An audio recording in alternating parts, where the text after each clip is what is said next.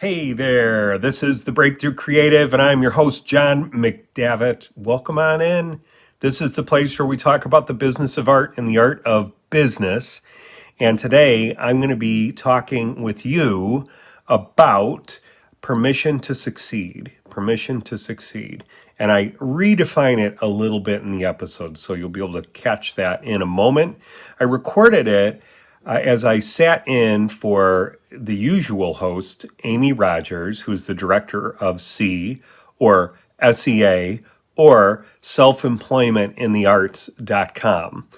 If you are a creative entrepreneur, you want to go check out selfemploymentinthearts.com. All kinds of encouragement and resources there. It's an incredible organization. I have been a member of the board for a while now, and it's just a great group of people, and so many different types of creatives are there. Dancers, writers, technical writers, authors, musicians, composers, visual artists, actors, directors, all kinds of people. So, and then there's a business side to it too, where you'll have business people who are coming alongside artists. So you have lawyers and accountants and advisors and coaches. It's a really, really amazing organization. So again, selfemploymentinthearts.com. Now, in this episode, I list a bunch of stuff out.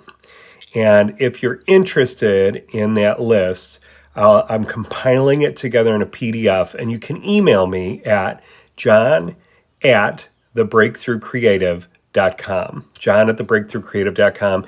And that information is down below in the show notes as well. And then I'm going to ask you, before I get into my topic, if you are listening on the podcast, would you take a moment and would you subscribe to the podcast, and would you leave me a review and a rating there? And then if you're watching on YouTube, would you take a moment and would you just scroll down and go to that red button that says subscribe and subscribe to my YouTube channel? All of that helps just to get the show up and through the mire of all the other shows that are going on all around, and to get noticed. And I really appreciate that. And if you have an artist in your life that you know this show would benefit, would you please share it with them? That would be really, really beneficial, I believe, to them, but it'll also be helpful for getting the word out for the show. So I thank you very much.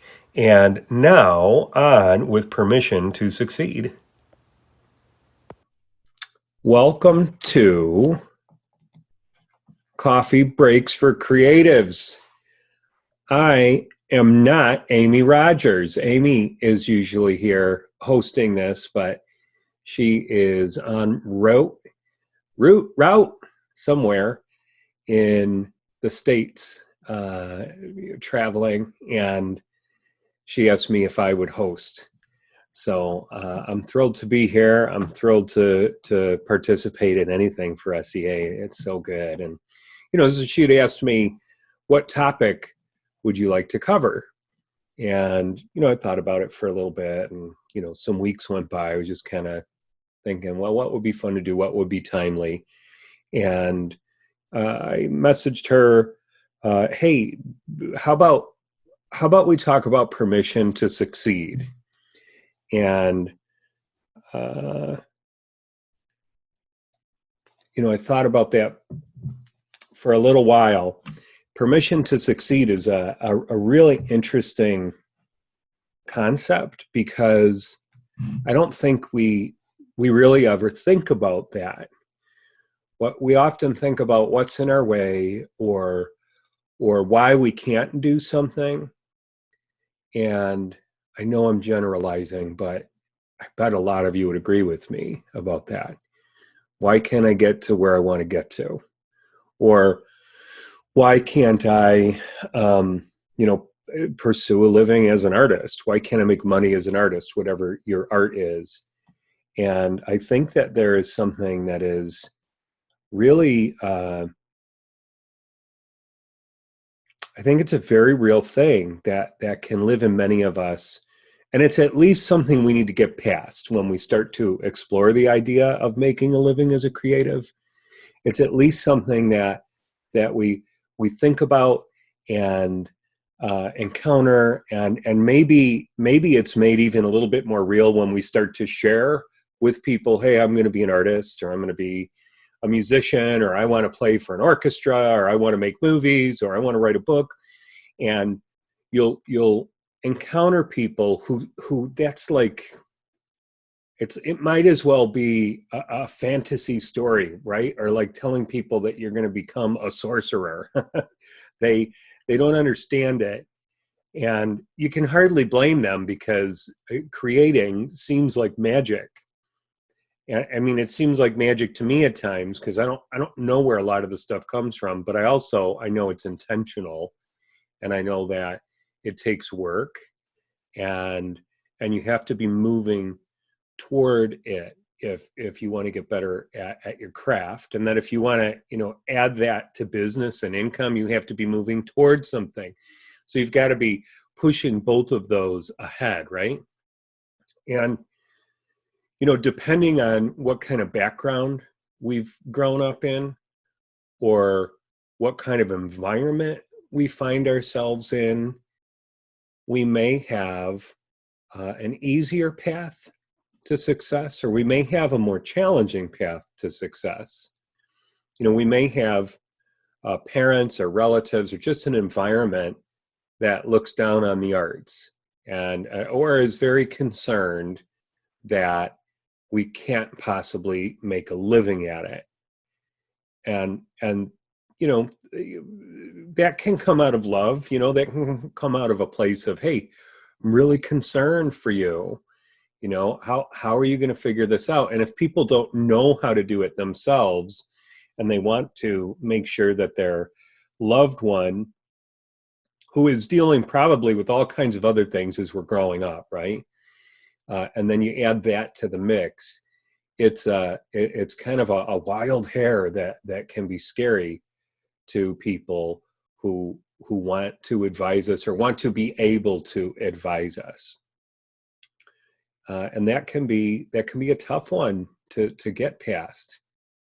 And I as I was looking at the title of this particular coffee break, I thought, it's not actually correct. Like, it's correct. That's what I told Amy that I'd talk about, but it's more than permission to succeed, because you can't guarantee anybody's success. Like, I can't tell you, hey, I'm going to show you everything that I know, and you're going to be a success. It doesn't work that way, because you have to put effort into it. And then, there are outside forces that you have to contend with to work toward being a success. And then you have to define success. So let me change the title right now to Permission to Pursue Success. You need to find permission to pursue success.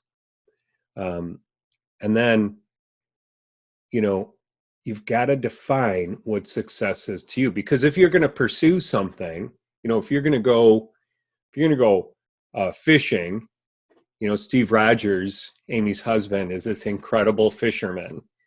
And I'll see his videos pop up every now and then in my feed. And he'll talk about the right kind of bait for the right kind of fish, or the right place to be, and the right time of day. And he's setting himself up for success in catching the fish that he's after. And he's a competitive fisherman. So he really, he knows his stuff. So we need to become competitive about pursuing success. And that means that we need to know, what are we after? Like, what is success to you? Is success money? Is success freedom? Whatever. And then what kind of freedom are you looking for? Because money can be freedom. Is success fame? Do you want everyone to know your face and everyone to know your work? What is it? Is success, financially wealthy, but anonymously, where people don't know who you are because you want to keep a low profile? You've got to define what success is to you. And when I was younger, success was defined by me as making a living as an artist.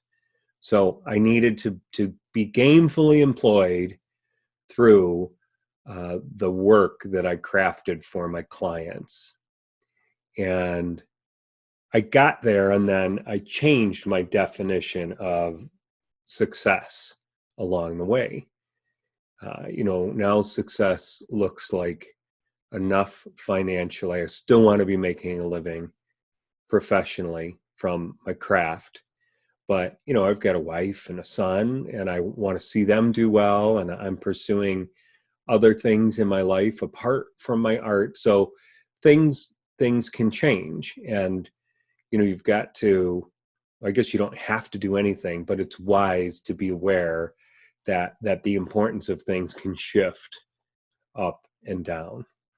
So how can you begin to pursue success once you've defined it? Well, I think that I've got some universal approaches that will be helpful to you. They've certainly been helpful to me. And these are not the end all be all, but it's a place to start. And I hope these are helpful to you, like they've been helpful to me. And so the first one is, if you're going to pursue success, you really need to be willing to fail. Okay? You need to be willing to fail. And, failure it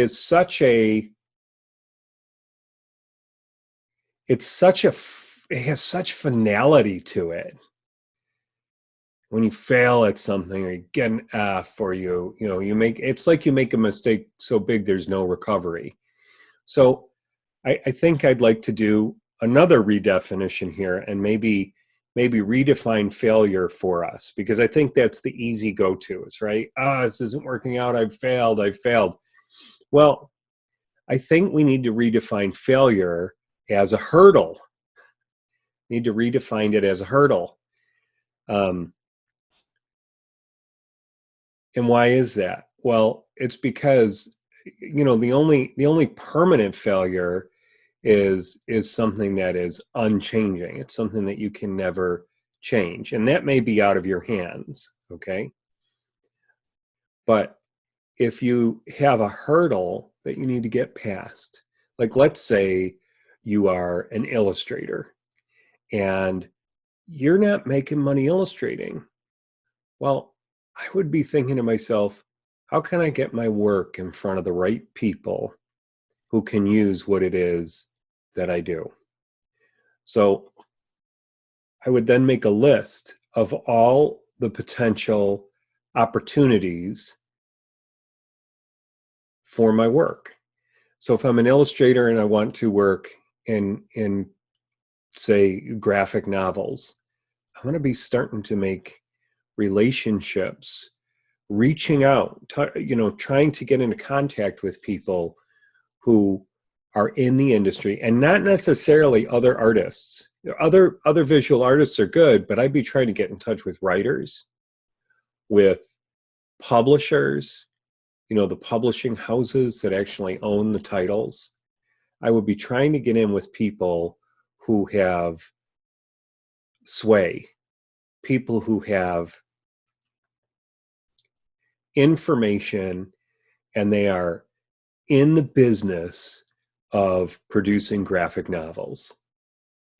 And then if you start to build a relationship with them, where you're in contact with them and you've shown them your work, and maybe your work is stellar, so they're like, hey, I think you'd be really good on this. Or, we can't use your style of work, but you might want to call Ben over at, ABC Publishing House.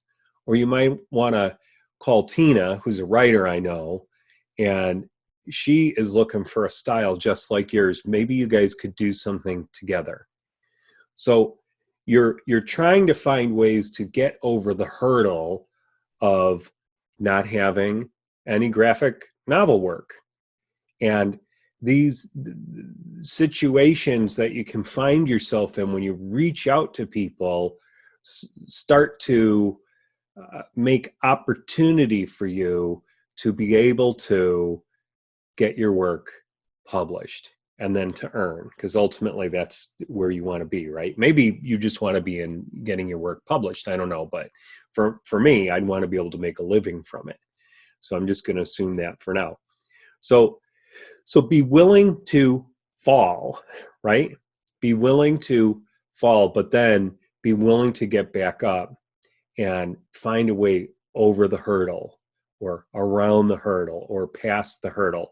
What are other opportunities for you to get into the business that you want to get into? And then, what are other options for what you do? Like if you're a graphic novelist and you illustrate for that type of work, have you thought about storyboarding for the animation industry, or storyboarding for the advertising industry, for commercials, or maybe for print ads, maybe for web ads?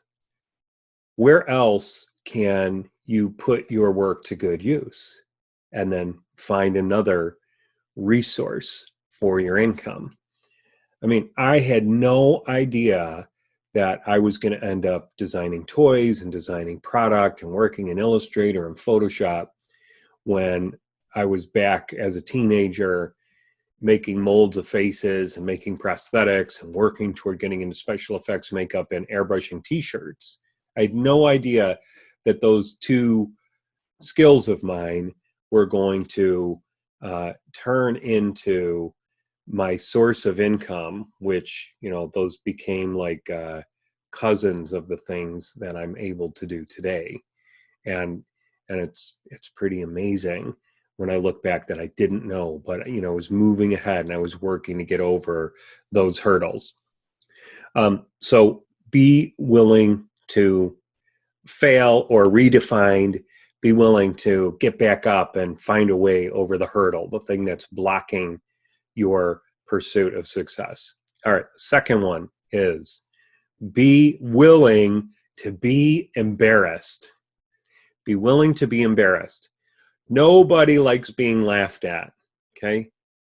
Unless maybe you are a comedian or you are the fall guy in a comedy group, right? You're after laughs then. Nobody likes to be laughed at.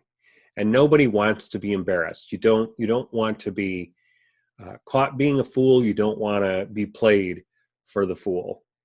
But here's the deal.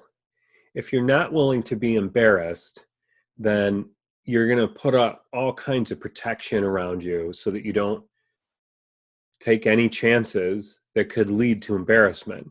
Because that's usually where embarrassment comes from, right? Either somebody is laughing at you because of something you said or the way you said something, or people can be cruel, right? And maybe it's something more insidious than that.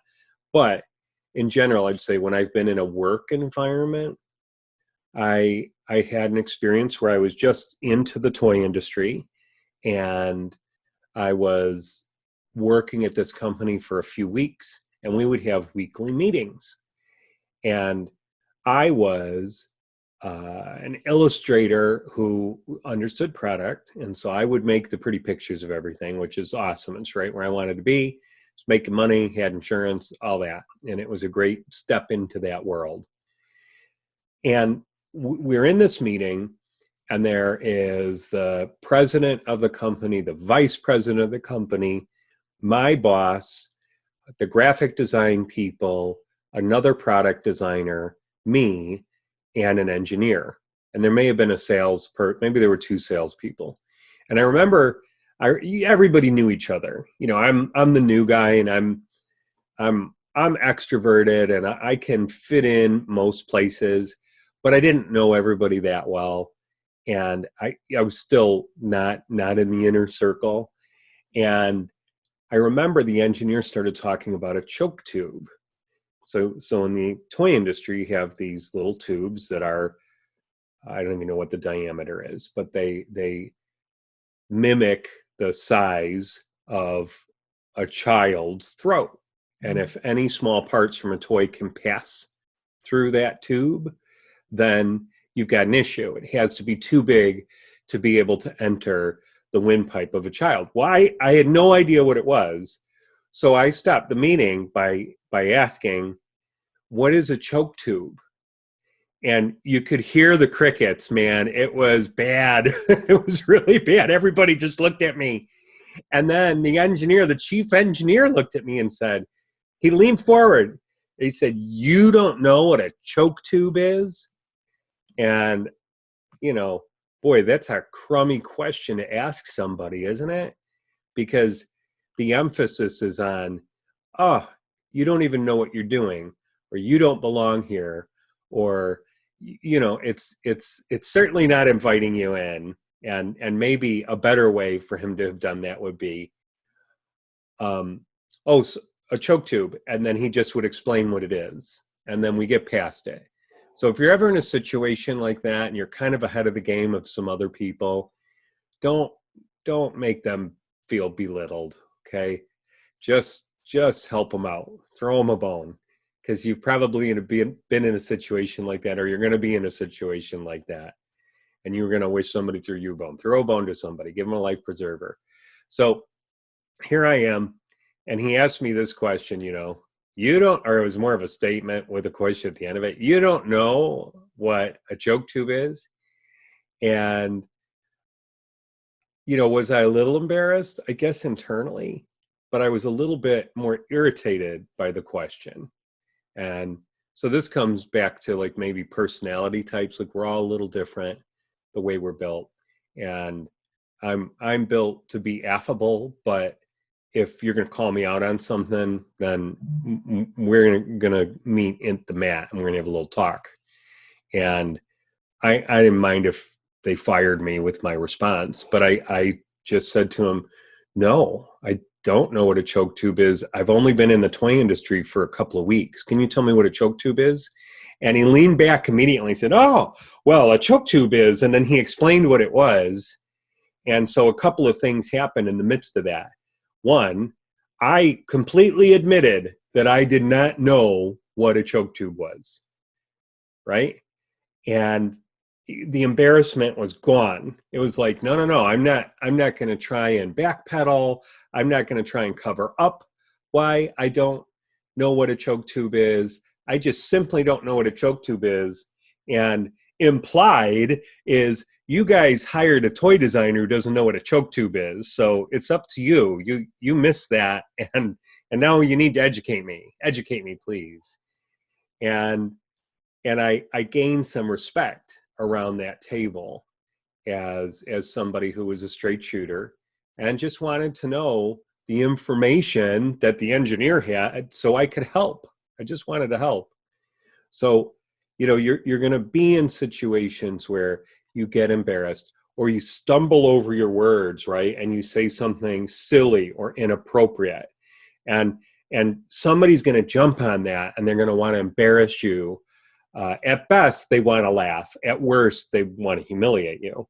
And so you have to be willing to take that risk to be embarrassed. And then be prepared. Be prepared with a response. I've said some stupid things on accident. I did not intend to imply something I may have said. So then I apologize. Say, I'm so sorry. I don't even know where that came from. Not at all what I meant. Apologies. And you come out of it with a great story. So be willing to be embarrassed. The first one, of course, be willing to fail or be willing to get back up and get over the hurdle. Here's the third one.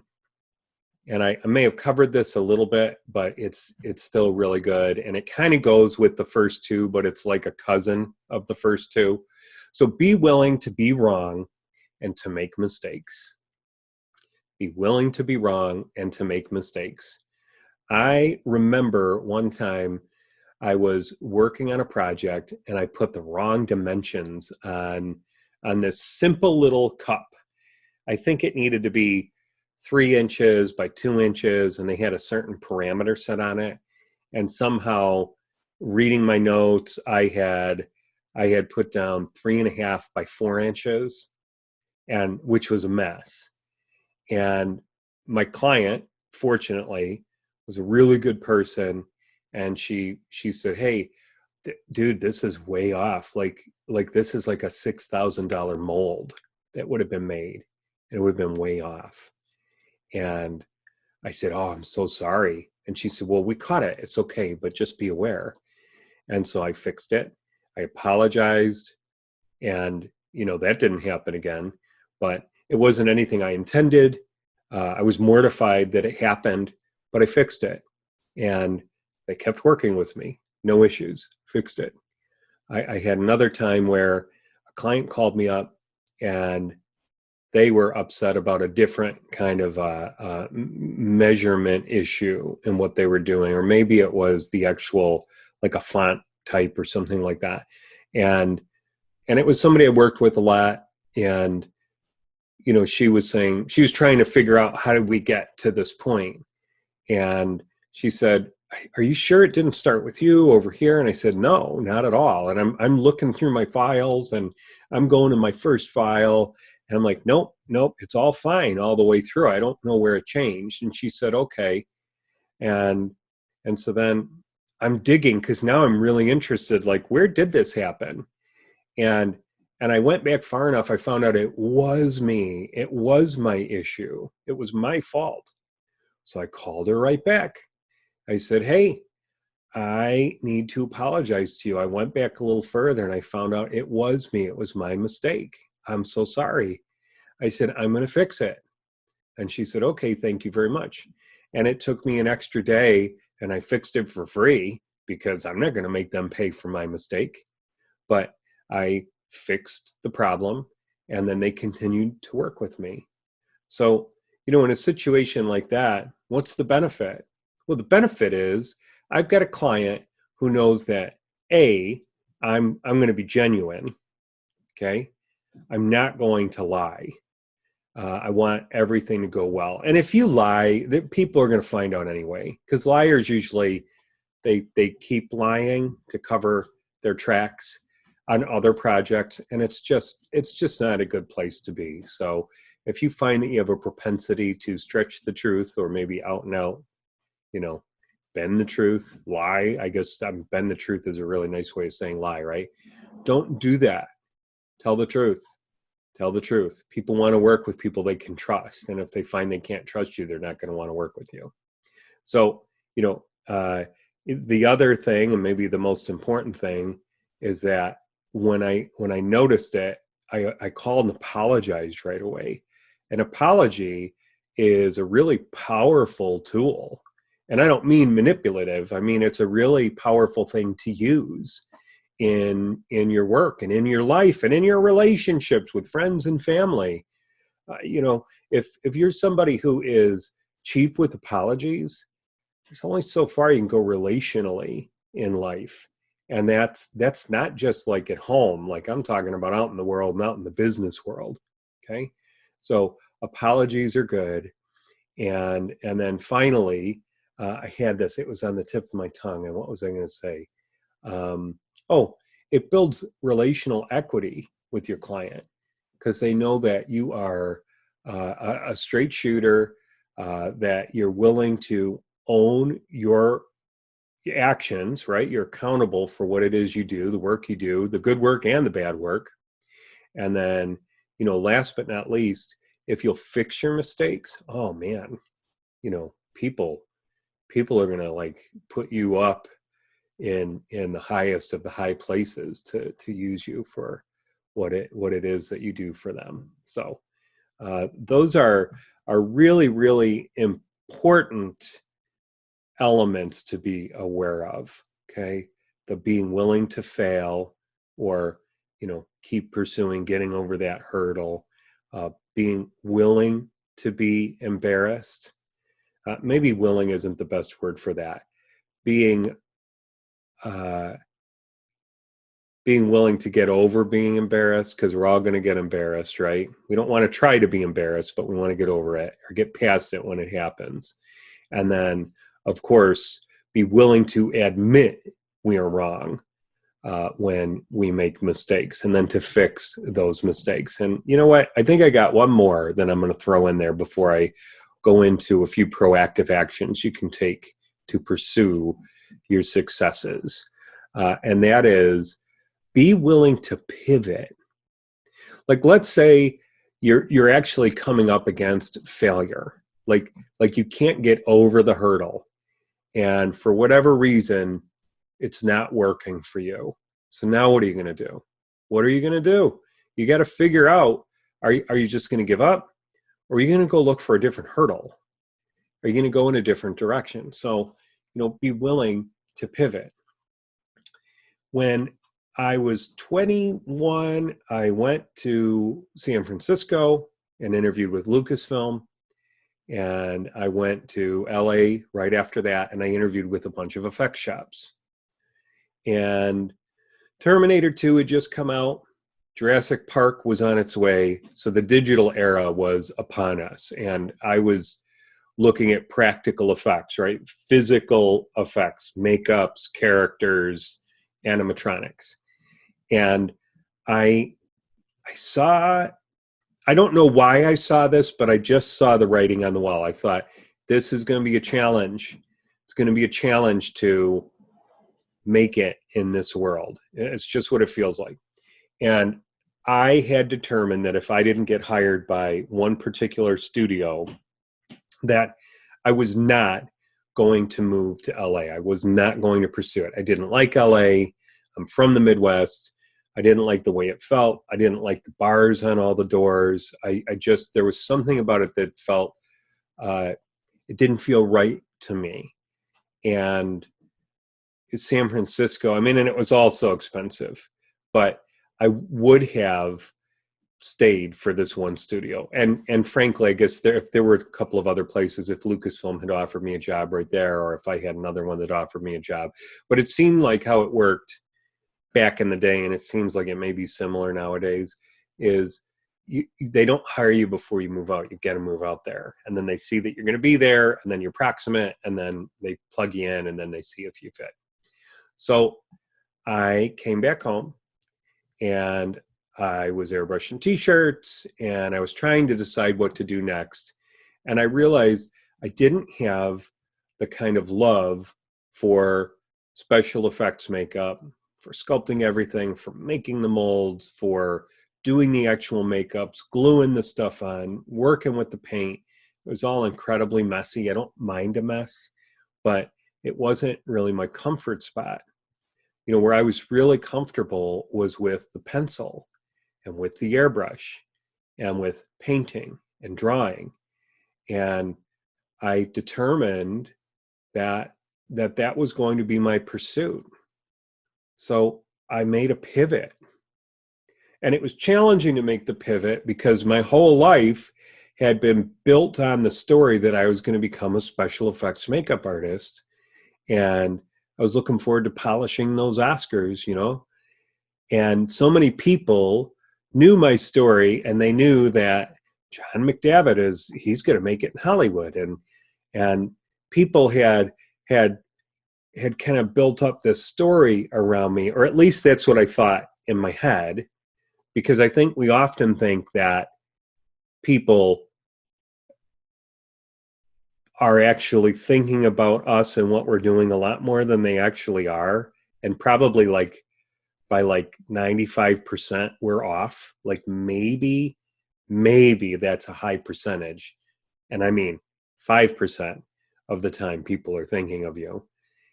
I don't think people think about us as much as maybe we think they do. So I decided to make this pivot into 2D and illustration. And that opened up some other worlds to me, which I hadn't considered as much. I hadn't considered sign work. I hadn't even considered the computer yet. And I was probably about 8 years away from buying a computer because the interface wasn't quite right just yet. It needed to get a little bit more naturalistic for me to be able to work in digital. And I finally did that about 8 years or so after I made that pivot. So Sorry. So when I made that pivot, I did it deliberately. And it was, I'm not going to say it was easy. Like there was a little bit of pain involved in that pivot, okay? Because I felt like I was letting other people down, which was a lie, but it still was there. And I felt like I was maybe letting myself down, maybe giving up on a dream a bit. And what I was really doing was I was clarifying the kind of success I wanted to pursue. I was redefining it, that it was going to be in the two-dimensional realm. And the funny thing was when I fell in with a bunch of toy designers, that it was very much like working in special effects makeup, like all the skills translated over. So toy design and product development, they're cousins of special effects makeup. Now, I wasn't making cool looking characters to go in film, but I was still making cool looking characters and cool looking things, and had all of these other skills that translated over, and that was wonderful. So, all right, those are 4 things we need to be willing to do, okay? Willing to fail, willing to be embarrassed, willing to be wrong and make mistakes, are willing to admit being wrong, right, as we make our mistakes, and then fix those mistakes, and then be willing to pivot. Now, I got 3 proactive actions you can take in pursuing your success, okay? So the first one is work at your craft. Work at your craft. If you're an illustrator who doesn't illustrate, you got an issue. It could be a definition issue, an identity issue, right? Maybe you're not an illustrator. Maybe you're something else. And you got to figure out what that actually is. If you're a musician and you're not playing your instrument every day and working at it, you got some troubles, because there are people out there who are going to be far and away better than you are. And you need to be at the top of your game with your top 1, 2, 3 tools that you use that make you special, that make you stand out from the crowd. So if you're a photographer and you've got these incredible skills and you've got the equipment, you got to be working on it. If you're a writer, you got to be working on it. If you're a technical writer, you got to be understanding or working at understanding how to convey technical information, the hows and the whats of what it is you do. So you need to become good at your craft. If you're a filmmaker, you got to be making films. If you're an editor, you got to be editing. You get my point. Now, what does working at your craft look like? Well, for me, I draw every day. And it's easy for me to do because I love it. I'm either drawing for clients, so I'm getting practice in that way, practice while I'm getting paid, which is pretty good, or at some point of the day, I'll sit down with my iPad, or I'll sit down with some paper, I'll pull the airbrush out, and I'm working. But it's not work, it's just fun. Like I get to sit and I get to pursue the craft that makes me happy, and I work on it. And over the years, I've become really good at Adobe Illustrator. Like probably Adobe Illustrator is my best program. And I don't really like vector art. I appreciate it, but it's not like my natural place to be, but it's really handy for product development because it allows you to manage parameters really well. And I can illustrate in it. I know how to use all the tools. I might not be able to explain to everybody all the tools I use, but I know where they are and I know what to do. So, I've worked at the craft of Adobe Illustrator over the years. So work at your craft, work at getting better at what it is that you do. And if you have something that you want to add to your skill set, then get to work on it. I've had ZBrush, which is a 3D sculpting program, sitting on my computer for I'm embarrassed to say, maybe 15 years. And I'm grandfathered in, so I always get the updates, but I haven't done anything with it yet. And it's a program that could really aid in the work that I do, but it's also learning another language, and it's just something I haven't added yet. I'd like to, but I have a lot of other things going on and a lot of work, and so obviously it's not that important to what I'm doing because I'm able to earn and I'm able to do my thing, but I would like to add that. I don't know if it'll happen or not. We'll see. But I work and procreate every day, and I'm getting better at painting every day. I like that. I like that that skill is improving. I'd love to add the 3D. So anyway, work at your craft, whatever it is. Spend time every day working at your craft. Maybe it means reading about your craft or connecting with people who are using your particular skill sets in a similar way or maybe a different way. Okay. But it has to be something that you're actively pursuing. All right. And the second proactive action that you can take to pursue success is work at your business skills. Work at your business skills, your communication skills, your marketing and selling skills, um, your detective work in finding clients who can use your work. And then once you find somebody who is maybe a slam dunk for using the type of work that you do, it's going to help them in their business somehow or whatever it is they do, then you got to get in the door, right? So you need to work on connecting with the the company and with the right people at the company. You've got to work out your system of finding the right people. I don't know if that's LinkedIn. I don't know if it's talking to family and friends. Hey, do you know anybody who does this kind of work or they might need this kind of work? Um, that's a great way in, because if somebody knows you already and they can vouch for you, you've that might be more than half the battle. And I had one person that I was trying to get in working with for 3 years. She wanted me to work on a project with her, and she pursued me on stuff for 3 years, but she couldn't get her company to open the coffers to bring in a designer. And I never ever got exasperated. Well, not out loud, and certainly not in front of her or to her, but I never got exasperated. And then 3 years later, she said, "Hey, why don't you come on in? I've got this project." So I went down and met with them. And it might have been the second or third time I even went down there to meet with them, but they actually gave me a project. And it was a good project, and they became a good client for years. So, you got to be careful about what you thumb your nose at. And once I was in, I was patient, and I would check with her every now and then. So that's another part of business skills is people, like I said earlier, they're not always thinking about you.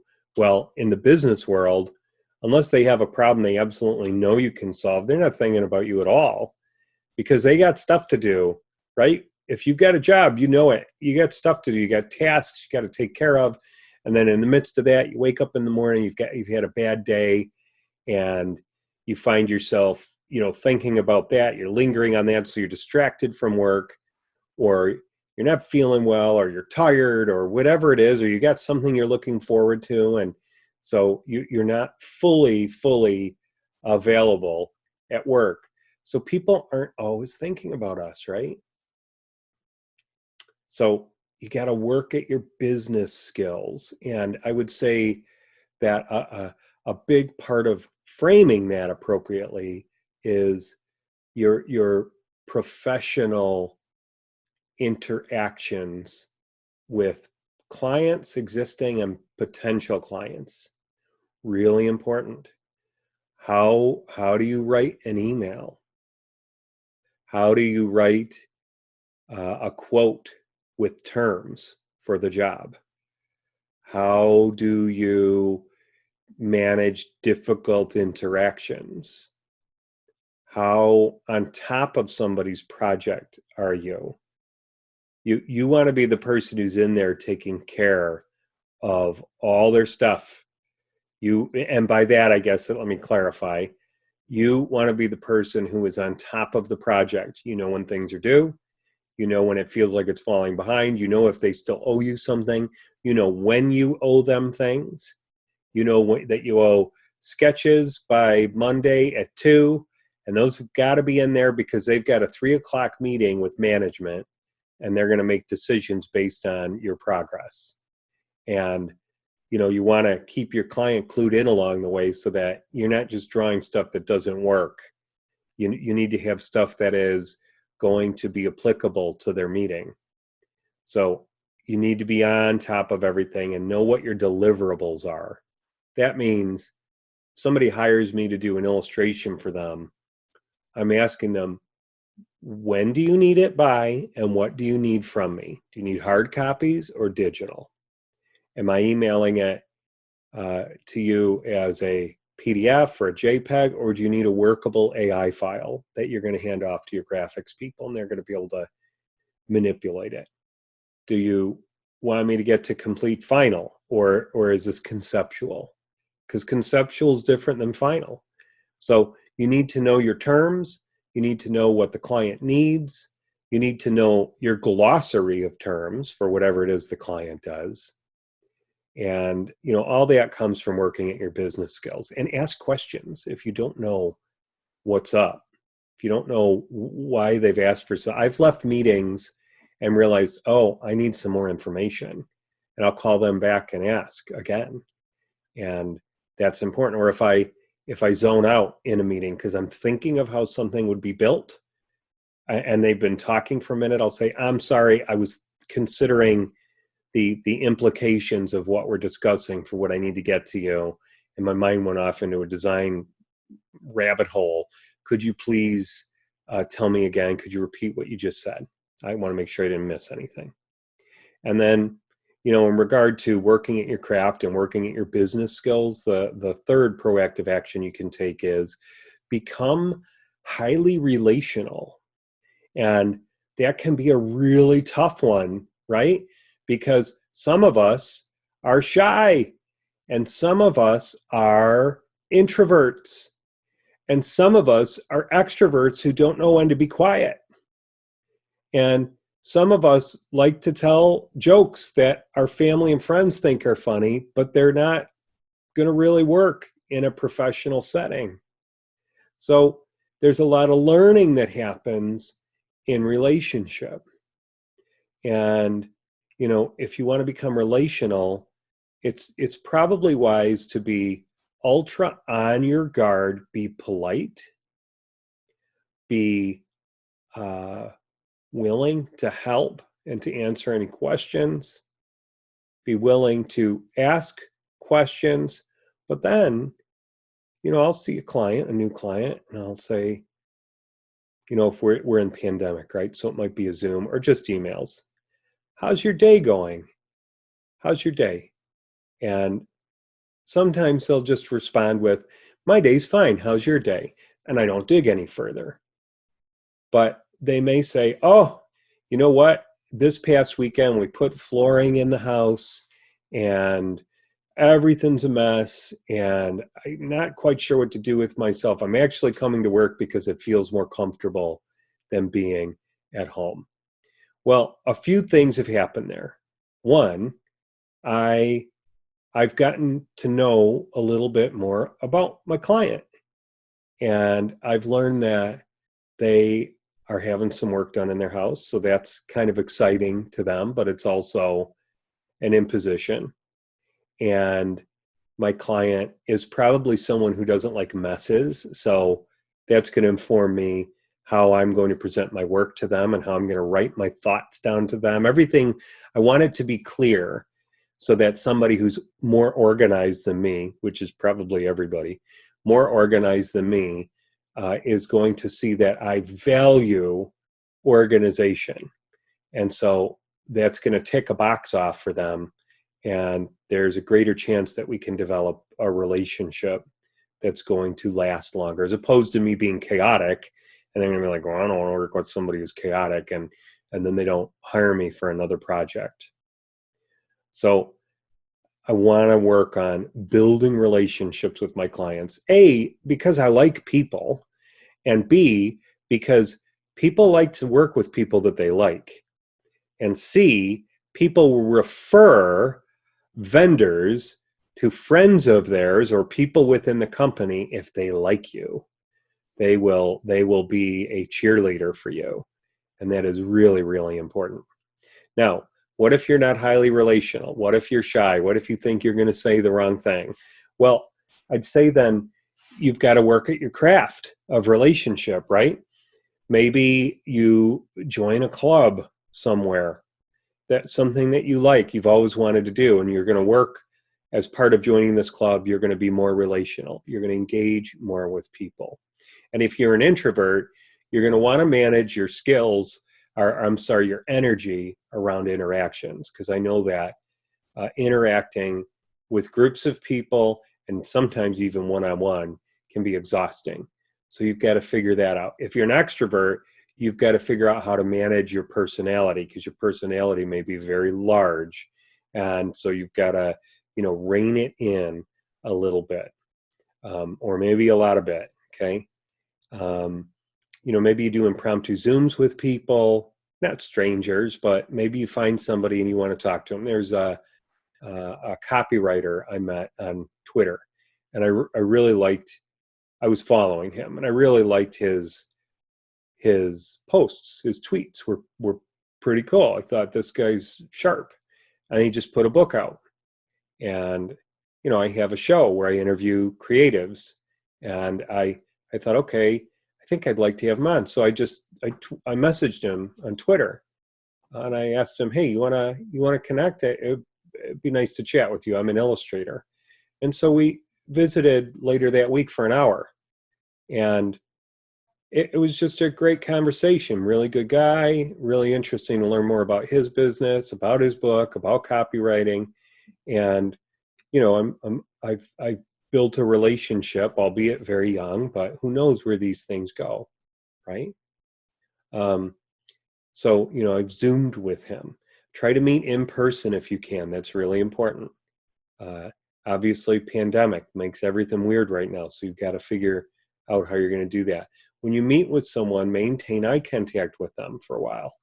Look at them when they're talking to you, and nod that you're hearing them. Oh, and don't interrupt them. Listen, or say, excuse me, could I ask you to explain that a little bit differently? I don't know that I understood that part. And, listen more than you talk. Be an encourager. Encourage others. And really, I hear this advice a lot. I hear people say, you just do you, or you go be yourself. Just be yourself no matter what. I think that's awful advice, or it can be. It can be awful advice, because if you're not as mature as you need to be, right, in a professional setting, or, if your personality or the way that you go about things isn't something that would fit into a professional world, you've got to, like, I like Star Wars. I don't go talking about Star Wars to all my clients. I just don't do it, because not everybody understands it. Not everybody's interested in it. And I'm not there to talk about Star Wars. So I'm not going to be that part of myself around them. So, I would say maybe better than being yourself is, don't lose yourself. Don't lose your identity. I'm not telling you to do any of that. And I'm not telling you to make anything up. But become someone you'd want to be around. Become someone who's caring, who wants to serve with their skills and their gifts and their craftspersonship, and be somebody who listens more than they speak. So there you go. I hope that that's all helpful information for you. I'm just going to run down my list one more time here, okay? So Uh, how do you pursue success? Well, let's say you got to get permission, right? So you got to give yourself permission, or you got to find mentors who are going to encourage you.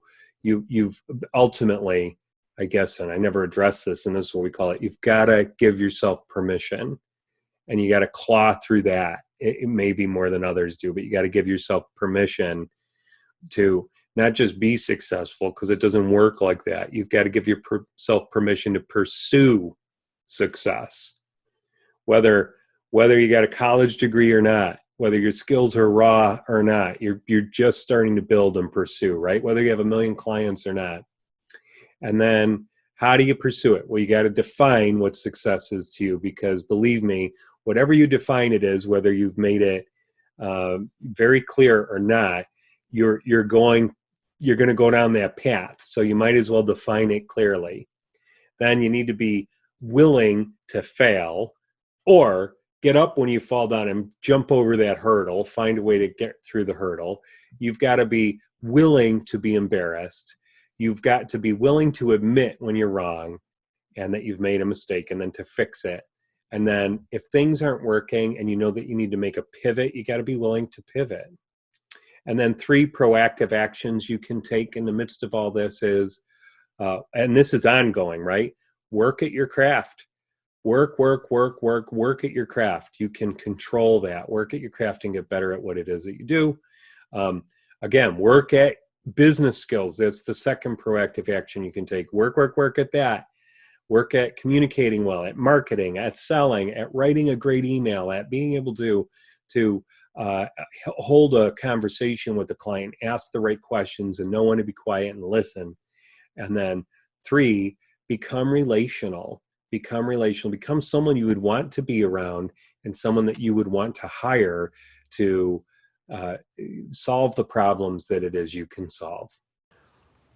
So there you have it. Permission to pursue success, right? We are not guaranteed success just because we go after something. We have to take a very active role in it. And there are many, many things that we can do. And I have a list of those things in a PDF. If you're interested, you can email me at john@thebreakthroughcreative.com, and I will email them back to you. And looking forward to connecting with you. That's going to be special. I'm really enjoying connecting with my audience. You guys rock. So on behalf of the Breakthrough Creative, that's it for this week. I hope you have a spectacular week ahead, and we'll see you next time. Cheers.